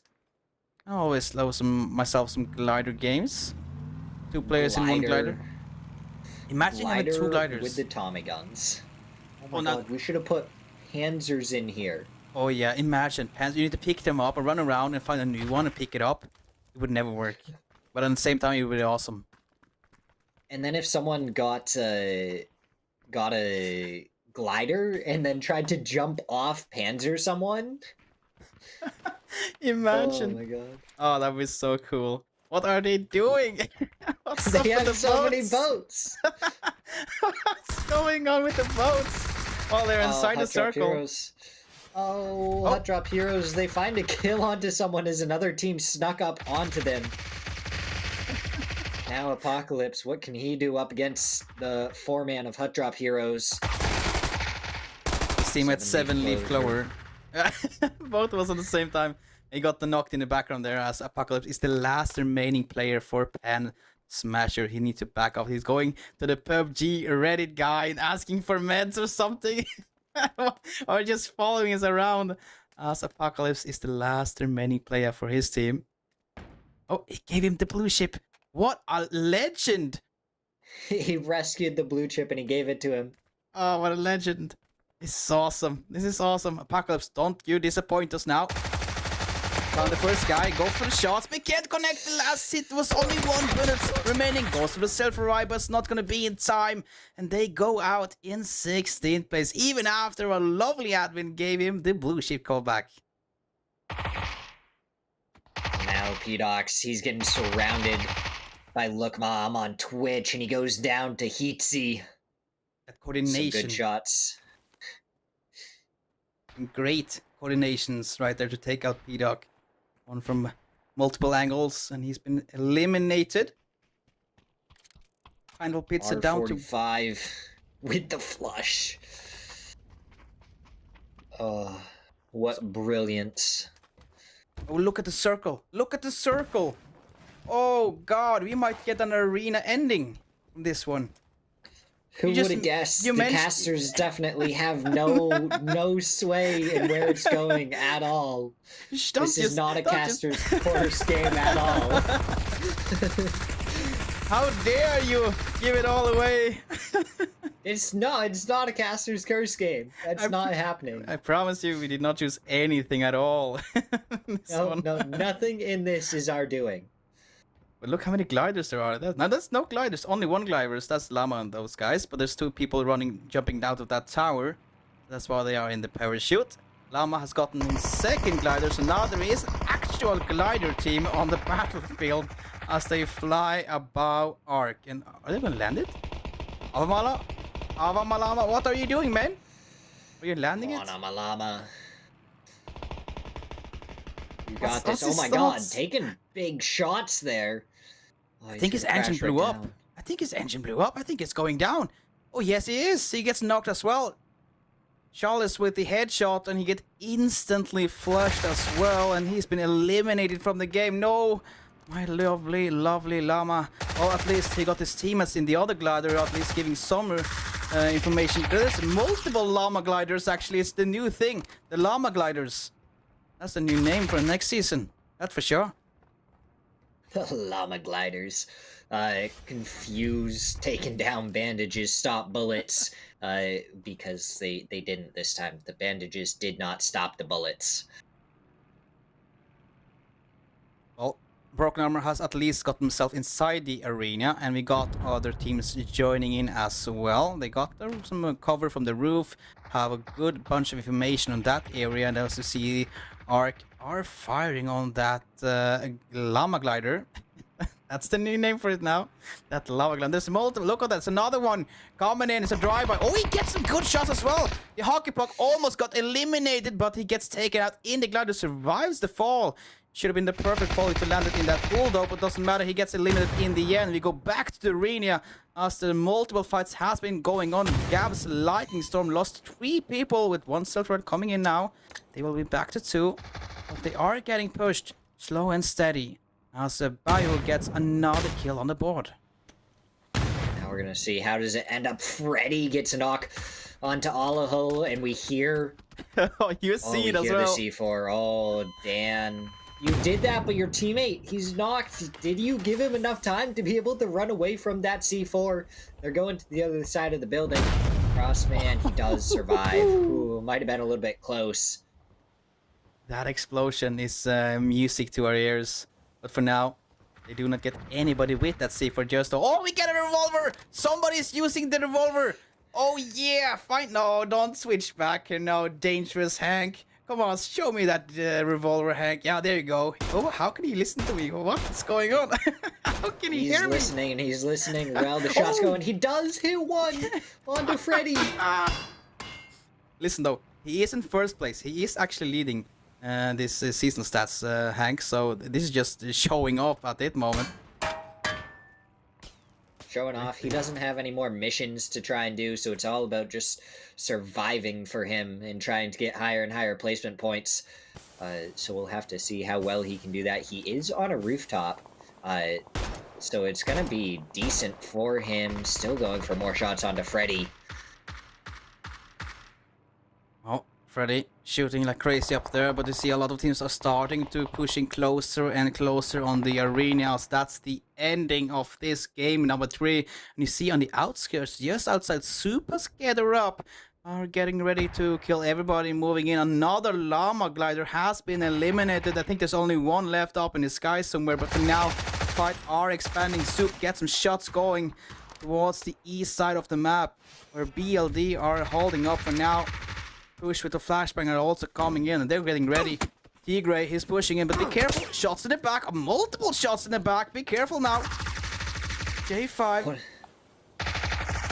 What shots from behind? J5, he ends up getting the knock onto him too. I said the Tommy gun wasn't great at super long range, but I guess some people are making it work. That Tommy gun, you underestimated it, Shadow. That Tommy gun is the best weapon in the game. That's for sure, at least for this game. Soup now makes their way back towards their inn. They know there's one guy out there, but they can't find him as of now. They are now just playing around the edge to try to get anybody. There, they finally spots him in the open. That's Furry MK trying to make a move for it, hiding behind that tree. The only cover he has. But the push from Muddy comes in and he gets the free knock on Furry MK. That's way too busy fighting his teammates. And down goes Fury, but his team's still alive. Meanwhile, over on this side of the zone, please don't shoot us. They're all hopping into this vehicle. Tactical. And there's just a player sitting behind them that they're not aware about. It's like, is that a car? That's a car. Is there people in it? Yes, there's people in it. Okay, I accept it. But now they are driving with the drive-by action. No, they're driving over him. Pizzi got drove over and they're coming back for it. Oh, they're like, oh, we gotta knock. Let's do something about it. Some drive-by shooting. The hockey puck gets some good damage actually on Mr. Heatwave, but he has not gone down. His teammate gets revived by the self-revive, and you're going back to the action inside. Instead of switching, is that a health? Yeah, that is it. That is a self-revive kit, isn't it? One so more? it's a tac pack. No, not a tac pack. Now the other are thing they that called? between it looks like a health, something with the health. Yeah. But it's not the self-revive. So that first aid kit is gonna get his teammate all the way back up to 100 instead of just to 75. I see. I always wonder what that one was, but for now, I just need you in my life, Shadow, and you can above everything. I just love this game, so I'm always around it. Freddy gets a knock onto one from up above. That tower in the middle looks like it's been a really good tower for a long time, but now fights are going on back and forth, and a nade getting cooked as well by Fury. That looks like was okay nade, not grow. It's a lot more than okay. It's perfect, as Heatsy has been eliminated this time. Heatsy, you're not coming back up. You're all gone, mate. Now your teammate need to play all alone, but you managed to get yourself inside a 21-minute count, so that's 4 points for you right there. As you see, the PUBG Reddit admin, he dies, he kills himself in the end. What a legend. After providing us with the crowbars, the nades, and everything, of course, the circle in the end in the arena. Oh my lord, this is gonna be an amazing ending. 9 teams, 16 players, and a lot of points up for grab. Just looking at the map, seeing the amount of names just all squished there right together as Hammy's hangout gets eliminated by Hot Pink. It's just pandemonium, surely to ensue any second now. The thing I like here is that Llama, they're still alive. Somehow, after doing the Llama Glider tactical, that is just a new thing, somehow they're still alive. But for now, you watch the bullet dodge push out, but Hot Pink does not get that knock and get instantly eliminated as well. He had that revive pack, but now they're out. Mr. Nemesis gets another kill on the board. And he's happy with that. Still top 9 though. There's still 9 teams alive. Surely just solos left on most of these teams, solos and duos, as not everyone was able to survive making it into the zone. Nemesis, the last one left on Lookma, I'm on Twitch. He's just trying to get an extra loot off of the player he just killed. Hank gets a knock, doesn't go for the blue zone, doesn't actually need to. Llama, they're in trouble now as Bayou gets a knock onto Alsman. Come on, get it inside the window. Yes, it does, but it goes too far.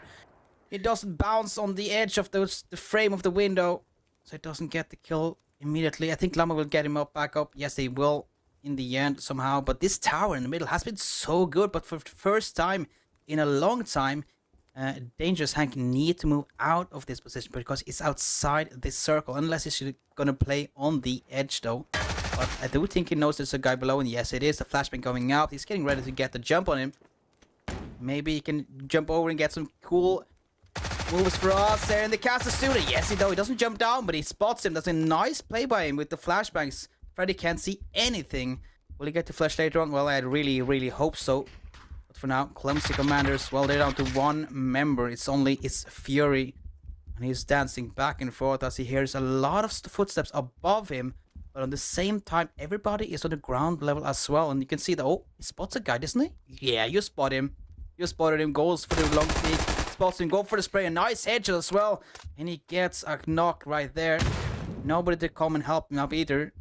So it's Fury, 2 kills, a potential third coming in a few seconds, unless somebody steals it away. But he's dancing if he does. Oh, it's a self-revive. He'd go for a second one. There we go. The hip fire. Oh, look at him. Look at him play. It's beautiful. Oh, nade coming out towards him, though. He does survive. Nemesis tried to get that one onto him. But where is Fury going to go? They're not in the zone anymore. Neither are the 2 players up above. Does he move before or after? Which direction does he go? Good shots onto Nemesis. Not able to get a knock or a kill onto him. Where do you go in this position? Fury is yeah, he got the first floor, but it's gonna be a really hard position to get out of later on. For now, we need to figure out that one all by himself. As our leader Hank, he is fighting Soup. He gets a small track of smokes to push along towards where he got the knock earlier, pushing through it, going for the hip fire. Might get the shots. He hits one of the shots, but that's about it. No knocks coming in. As he keeps pushing forward and forward and going around them. This could be a huge place. Both 3 of them goes for a spray but gets low himself. Need to go inside and get the first 3 HP. It's all he had. And somehow survives it because they can't push after him. And there you have them. He's still alive. Llama gets knocked out. It's not Llama. Llama's teammate. Sorry. Natari has been eliminated in the end. Fury gets another one. This guy is solo doing amazing work for the clumsy commanders. He's going to throw a nade, and he's going to start going forward. Dangerous Hank gets a kill onto Tigray. He does still have one more person behind his Predator. Up in the window, gets taken down as he jumps out. Dangerous Hank picks up another. Tigray does end up getting res. Muddy Creek spotted out above. Good shots. Look at him go! It's crazy! Tigray finally shuts it down, but he has a self-res to work with. The 2 vest is broken, so he will go down quickly. They will hear it. They hear it. And he knows he's back up. The first will go off immediately, so he got some health to fight with. But as you mentioned, there's no vest on this guy. This can be dangerous. But both the super members has been knocked out. They're going down one after the other because Fury, he is opening up on the other side. It's Fury, it's Hank. They're both of them going crazy in this final game. It's up to the top 4 now, down to the top 3. And Hank, Fury, well, now it's all on you two to figure out who will win the 3rd game. Fury is going hipfire around trying to get something. They're dancing back and forth. There's multiple openings to play with. An opening here, an opening there. He can even go up to the 2nd floor, and that's his choice. What's he gonna do from up here though? He will have the advantage up here though. Oh, he's gonna go up to the rooftop. Is this gonna be a heal off? No. If it is, he needs to try and get some heals and get as close to 100 HP as he can. Well, Fury has been playing so good as a solo the entire game, but Hank below, well, that's a dangerous man. Is that a Molo coming up? Something. Stun going up and Hank over. in the open. Oh, does he spot Hank though? Hank spots him. The shots are coming in, down to 7 HP. And he survives. He just barely survives. Almost get killed by those, but survives anyway. 10 HP. And multiple. What are they doing? They're trying to kill each other with those emergency covered. Hank. Oh, Hank. It's on the chase. He knows it's on the roof. But where on the roof? That's the biggest question of them all.